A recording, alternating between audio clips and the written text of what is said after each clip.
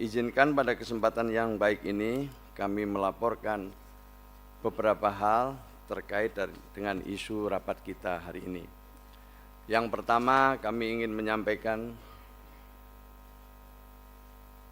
mandat strategis Kementerian Sosial, kemudian peran pihak-pihak dalam pengelolaan PBIJK, dan yang terakhir kaidah reaktivasi PBIJK.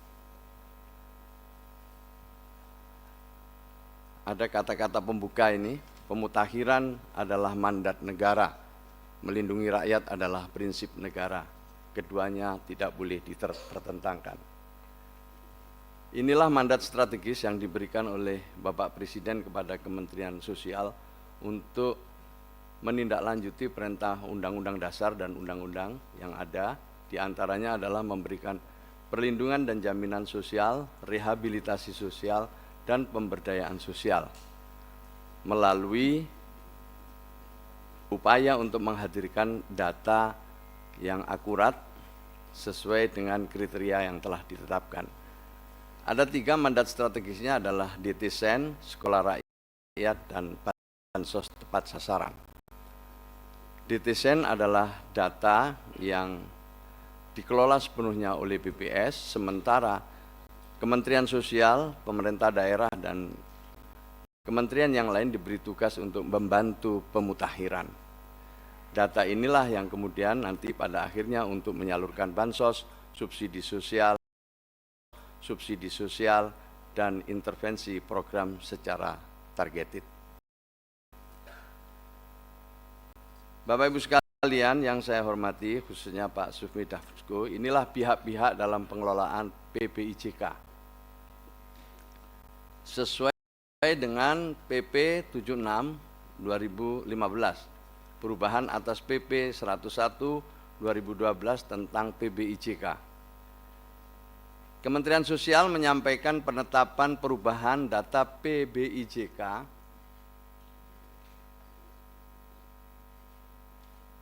berdasarkan hasil verifikasi dan validasi kepada menteri yang menyelenggarakan urusan pemerintahan di bidang kesehatan dan jaminan kesehatan nasional.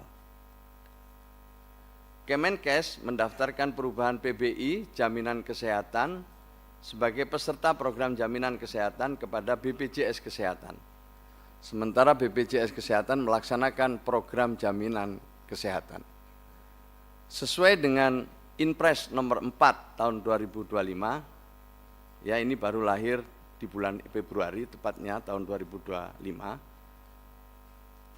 di mana DTSEN baru lahir dan belum sempurna, namun jika tidak diperbaiki, keadilan justru akan terus terjadi. Karena selama ini ditengarai bansos maupun subsidi sosial itu tidak tepat sasaran. Data Dewan Ekonomi Nasional menunjukkan misalnya program PKH dan bantuan sembako yang melalui Kementerian Sosial itu ditengarai 45% tidak tepat sasaran. Maka selama 1 tahun ini kami melakukan konsolidasi dengan BPS dan pemerintah daerah untuk menghadirkan suatu data yang lebih akurat, memenuhi kriteria sehingga bansos kita tepat sasaran. Inilah penerima PBIJK seluruh Indonesia. Alokasinya adalah 96.800.000 jiwa, sama dengan tahun 2025. Nilai rupiahnya adalah 48.787.200.000.000 rupiah, di mana setiap bulannya dicairkan kepada BPJS Kesehatan 4 triliun lebih.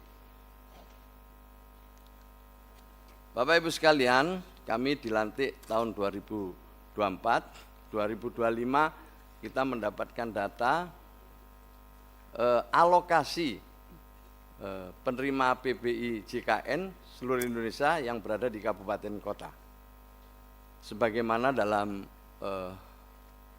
layar itu yang biru sama yang oranye. Kalau yang biru itu April tahun 2025, yang oranye itu 2026. Garis merah adalah proporsi kuota nasional PBIJK terhadap jumlah penduduk miskin Sementara titik biru dan orange adalah sebaran penerima PBI sebelum dan setelah realokasi. Jika titik di atas garis, maka jumlah penerima PBI lebih tinggi dari yang seharusnya. Jika di bawah garis, mereka lebih rendah dari yang seharusnya. Dari grafik dapat dilihat bahwa sebagian besar titik orange semakin mendekati garis merah, yang artinya secara bertahap perbaikan proporsi penerima PBI terhadap angka kemiskinan di daerah. Jadi tahun lalu kami juga sudah pernah melaporkan ini di Komisi 9 waktu itu, tahun lalu. Nah, ini udah kita lalui mulai sejak tahun kemarin. Nah, inilah ada masalah-masalah waktu itu yang kita temukan setelah kita mengukur menggunakan DTSEN. Berdasarkan DTSEN masih ada penduduk desil 1 dan 5 yang belum menerima PBIJK. Sementara sebagian desil 6 sampai 10 masih tercatat sebagai penerima. Desil 1 sampai 5 yang belum menerima PBI cukup besar, yaitu sebesar 54 juta jiwa lebih. Sementara desil 10, desil 6 sampai 10 dan non desil, nanti mohon ini BPS bisa menjelaskan lebih rinci, mencapai 15 juta lebih. Itu yang sebelah kanan bisa dilihat, di mana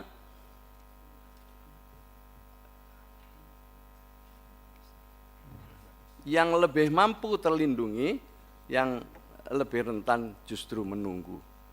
Ini adalah data yang kita peroleh pada tahun 2025. Oleh karena itulah kemudian kita mencoba untuk memanfaatkan desil ini dengan asumsi bahwa desil ini belum sepenuhnya sempurna. Kita masih perlu melakukan ground check lebih luas lagi, karena di tahun 2025 itu kami hanya mampu meng-ground check hanya 12 juta KK lebih, padahal seharusnya lebih dari 35 juta KK. Maka itulah kita kemudian kerjasama dengan daerah untuk melakukan verifikasi dan validasi cepat. Tetapi saya rasa itu masih belum cukup dan seharusnya harus ada lagi suatu upaya yang lebih nyata sehingga data kita makin tahun makin akurat. Berdasarkan DTSEN terus mengalami pemutakhiran, semakin lama akan semakin akurat. Penetapan desil yang lebar memperlihatkan tingkat inclusion error dan exclusion error yang lebih tinggi. Secara bertahap pemanfaatan desil akan disesuaikan seperti apa yang kami gambarkan di dalam layar itu.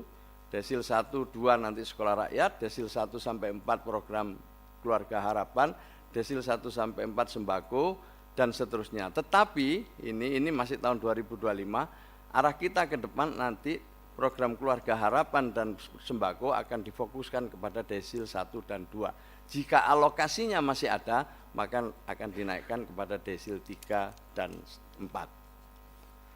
Maka itu di dalam keputusan kami di tahun 2025 ini masih kita beri kesempatan desil 5 untuk memperoleh PBIJKN. Tetapi dalam skenario kita ke depan, pada akhirnya nanti kita pusatkan atau kita fokuskan pada desil 1, 2, 3, dan 4.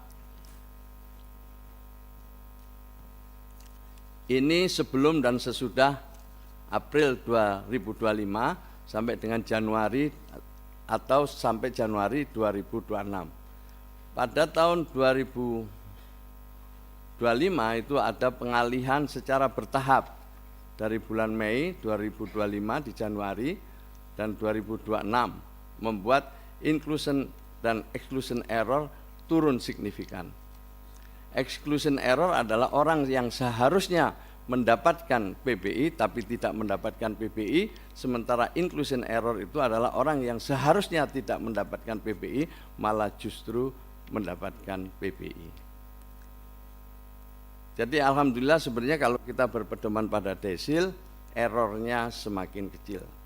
Masih ada yang di atas desil 5 dan desil belum di ranking karena hasil reaktivasi termasuk 6.000 penderita penyakit katastropik dan bayi baru lahir yang seharusnya di-cover oleh PBIJK.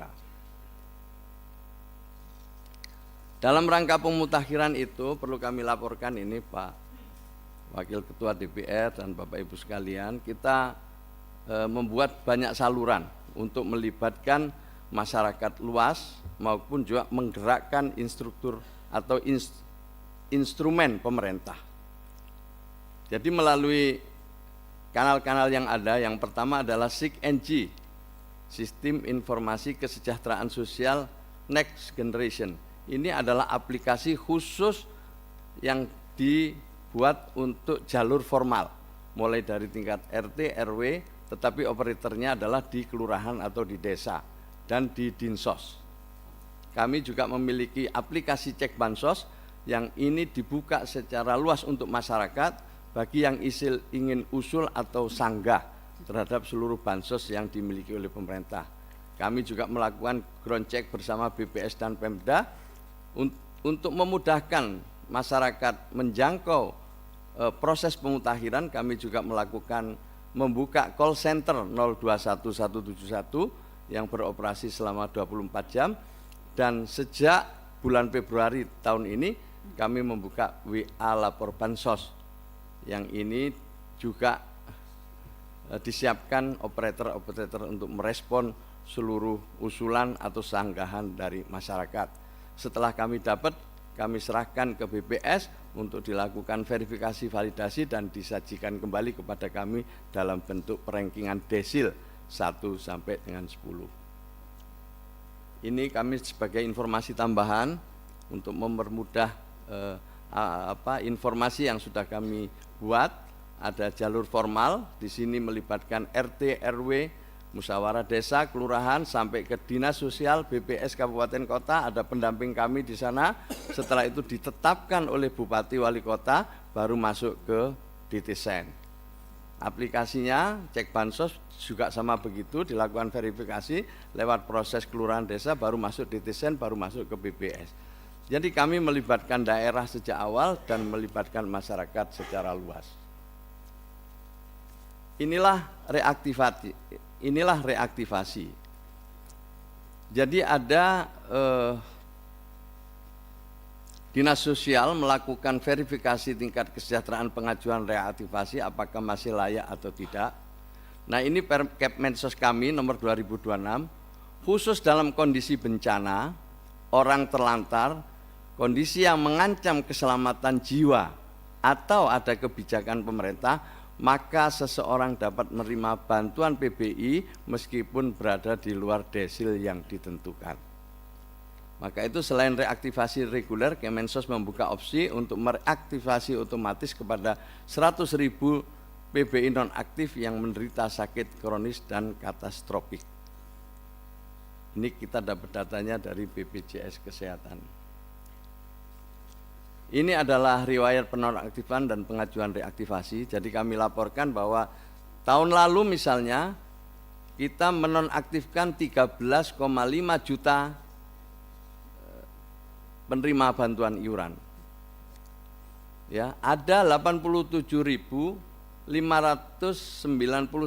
yang melakukan reaktivasi. Jadi tahun 2025 ini sudah kita laksanakan ya untuk menonaktifkan 13,5 juta, yang melakukan reaktivasi 87.000. Kemudian ada juga yang berpindah ke segmen mandiri.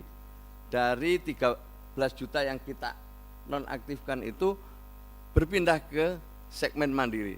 Jadi artinya ini sebenarnya penonaktifan yang pas, yang tepat ini, sehingga mereka mampu secara mandiri. Atau juga ada yang langsung diambil alih oleh Pemda bagi daerah yang telah UHC, yang sudah universal health coverage. Jadi otomatis seluruh warganya itu sudah dibiayai oleh APBD mereka. Nah, jadi ini sebagai bukti Bapak Ibu sekalian bahwa penonaktifan ini ya pada tahun 2025 itu sesuai dengan data yang kami miliki. Jadi saya ulang lagi, 13 juta lebih yang kita nonaktifkan, 87.000 lebih diantaranya melakukan reaktivasi, dan sebagian lagi berpindah menjadi peserta mandiri dan sebagian lagi dibiayai oleh pemerintah daerah. Ini sedikit gambaran tentang peserta yang kita nonaktifkan.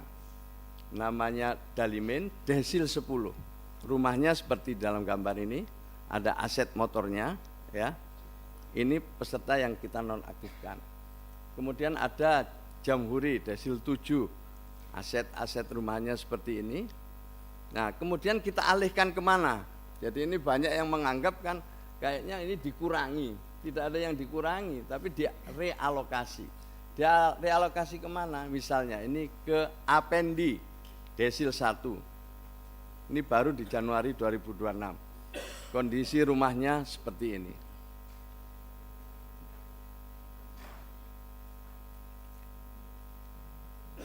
Ini adalah Monem Desil 1 penerima baru Januari 2026. Kondisi aset rumahnya seperti ini. Jadi ini adalah kita alihkan kepada mereka yang lebih memenuhi kriteria sesuai dengan alokasi yang kita miliki.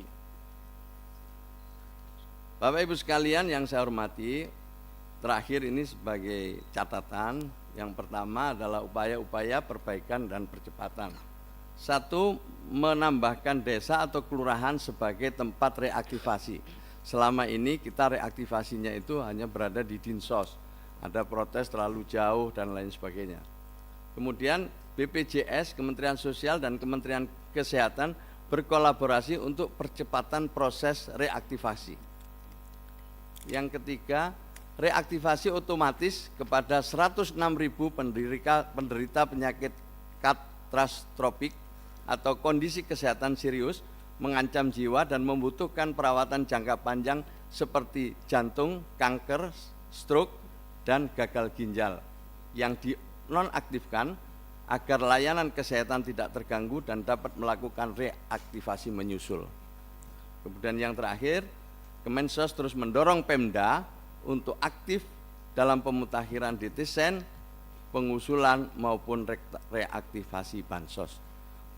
Perlu kami laporkan bahwa seluruh penerima bantuan iuran yang kami tanda tangani itu merupakan usulan dari Bupati dan Wali Kota. Kemudian kita verifikasi validasi ulang sesuai dengan alokasi yang ada. Misalnya ada 100.000 usulan dari Bupati Wali Kota, sementara alokasinya 50.000, maka kami mencoba untuk melakukan verifikasi dan validasi untuk